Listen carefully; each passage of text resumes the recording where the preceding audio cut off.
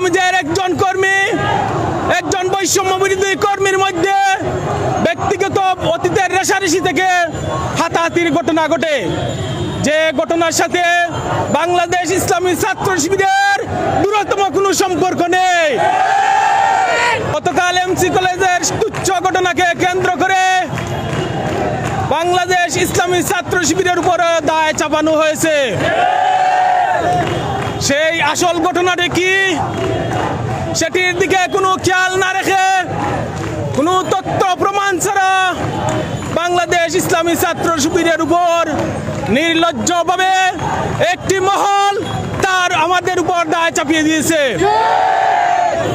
গতকালকে সেই ঘটনাটি ছিল তালামিজের একজন কর্মী, একজন বৈষম্য বিরোধী কর্মীর মধ্যে ব্যক্তিগত অতীতের রেশারেশি থেকে হাতাহাতির ঘটনা ঘটে, যে ঘটনার সাথে বাংলাদেশ ইসলামী ছাত্র শিবিরের দূরতম কোনো সম্পর্ক নেই। আমরা স্পষ্ট ভাষায় বলে দিতে চাই, বাংলাদেশে আর দায় চাপানোর রাজনীতি চলবে না।